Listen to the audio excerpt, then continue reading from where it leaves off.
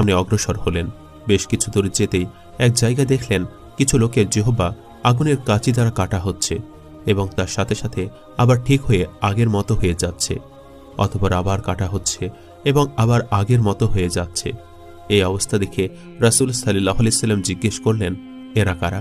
হযরত জিবরাইল আলাইহিস সালাম জবাব দিলেন, এরা সেই সমস্ত লোক যারা মানুষকে উপদেশ দিত অথচ নিজেরা সে উপদেশ অনুযায়ী আমল করত না।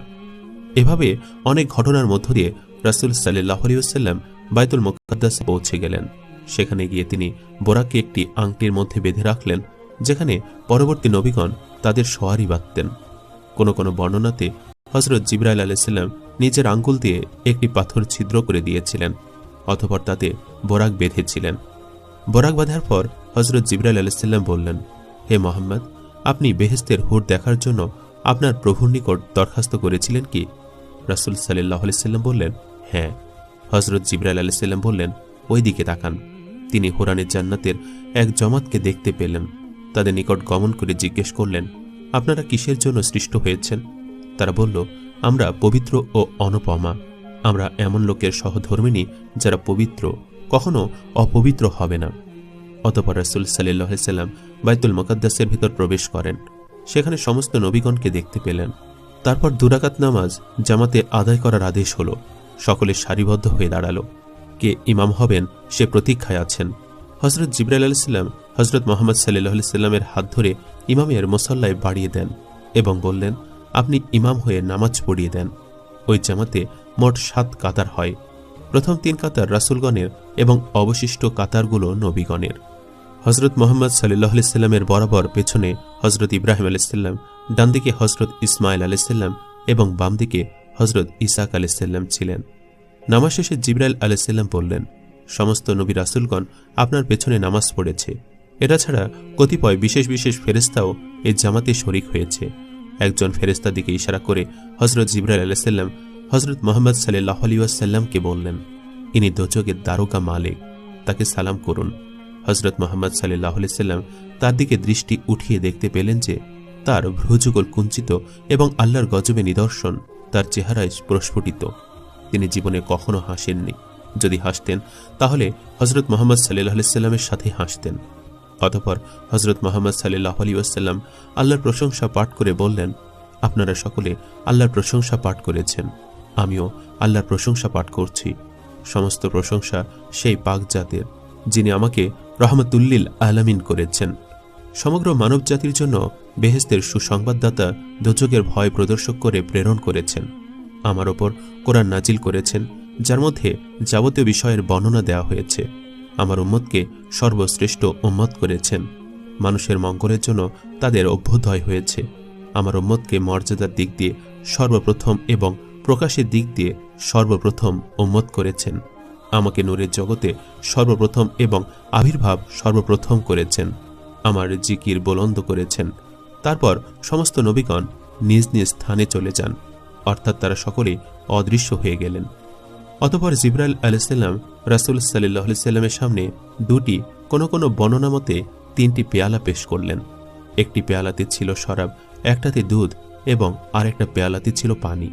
তারপর রাসূল সাল্লাল্লাহু আলাইহি ওয়াসাল্লামকে বলা হলো, এখানে থেকে আপনি আপনার ইচ্ছামতো যে কোনো একটি পেয়ালা পান করুন। রাসূল পাক সাল্লাল্লাহু আলাইহি ওয়াসাল্লাম দুধের পেয়ালা উঠিয়ে পান করলেন। তখন জিবরাইল আলাইহিস সালাম বললেন, আপনি সঠিক পথের সন্ধান পেয়েছেন। যদি আপনি শরাবের পেয়ালা পান করতেন তাহলে আপনার উম্মত গুমরাহ হয়ে যেত। অতঃপর জান্নাত থেকে বাইতুল মুকাদ্দাস পর্যন্ত একটি সিঁড়ি স্থাপন করা হয়। তখন রাসূল সাল্লাল্লাহু আলাইহি সাল্লাম যাত্রা শুরু করলেন ঊর্ধ্ব আকাশপানে মহান প্রভুর সান্নিধ্য লাভের উদ্দেশ্যে। জিবরাইল আলাইহিস সালাম তার সঙ্গে তার সান্ত্বনার জন্য আরোহণ করেন এবং চোখের নিমিষে প্রথম আকাশের দরজায় পৌঁছান। হযরত জিবরাইল আলাইহিস সালাম দরজায় নক করলে ভেতর থেকে দারোয়ান জিজ্ঞেস করলেন, কে? তখন জিবরাইল আলাইহিস সালাম উত্তর দিলেন, আমি জিবরাইল। আবার ভেতর থেকে প্রশ্ন করা হলো, আপনার সাথে উনি কে? হযরত জিবরাইল আলাইহিস সালাম বললেন, তিনি হলেন হযরত মুহাম্মদ সাল্লাল্লাহু আলাইহি ওয়াসাল্লাম। আবারও প্রশ্ন করা হলো, তাকে আনতে পাঠানো হয়েছে কি? তখন জিবরাইল আলাইহিস সালাম বললেন, হ্যাঁ।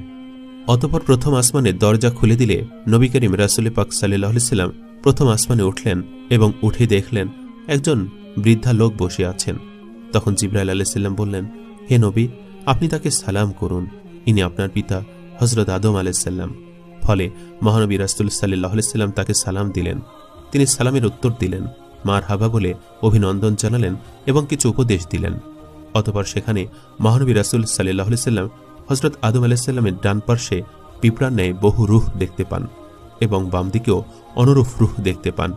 তবে ডান পাশে তাকিয়ে আদম আলাইসাল্লাম আনন্দিত হন এবং বাম দিকে তাকিয়ে আদম আলাইসাল্লাম বিষণ্ণ হয়ে ক্রন্দন করেন। এমন দৃশ্য দেখে হজরত মুহাম্মদ সাল্লাল্লাহু আলাইহি সাল্লাম হজরত জিবরাইল আলাইহিসসালামকে তার হাকিকত সম্বন্ধে জিজ্ঞেস করেন। তখন জিবরাইল আলাইহিসসালাম বললেন, ডান পার্শ্বের রূহগুলো আদম সন্তানের জান্নাতি ব্যক্তিগণ এবং বাম দিকে তার আওলাদের দোজক সন্তানগণ। যাই হোক, হজরত আদম আলাইহিসসালামের নসিহত শেষে তিনি একইভাবে দ্বিতীয় আসমানে গিয়ে পৌঁছান এবং আগের মতো প্রশ্ন উত্তরের পর দারোয়ান গেট খুলে দেন। দ্বিতীয় আসমানে আরোহণ করে তিনি দুই খালাতো ভাই হজরত ঈসা ও ইয়াহয়া আলাইহিসসালামকে দেখতে পান। হজরত জিবরাইল আলাইহিসসালাম তাদের পরিচয় করে বললেন, তাদেরকে সালাম করুন। রাসূল পাক সাল্লাল্লাহু আলাইহি সাল্লাম তাদেরকে সালাম দিলেন। তারা সালামের উত্তর দিয়ে বললেন, নেক ভ্রাতা ও নেক নবীকে মারহাবা। অতঃপর তার জন্য বরকতের দোয়া করলেন। এরপর চলে যান তৃতীয় আসমানে। তৃতীয় আসমানে হজরত ইউসুফ আলাইহিসসালামের সঙ্গে সাক্ষাৎ হয়। হজরত ইউসুফের রূপের বর্ণনা দিতে চেয়ে হজরত মুহাম্মদ সাল্লাল্লাহু আলাইহি সাল্লাম বলেছেন, আমি ইউসুফ আলাইহিসসালামকে এমন সুন্দর দেখেছি যে তিনি কুল মাখলুকাতের মধ্যে অর্ধেক সৌন্দর্যের অধিকারী। এরপর চলে যান চতুর্থ আসমানে। সেখানে দেখা যায় হজরত ইদ্রিস আলাইহিসসালামের সাথে। এইভাবে পঞ্চম আসমানে হজরত হারুন আলাইহিসসালামের সঙ্গে এবং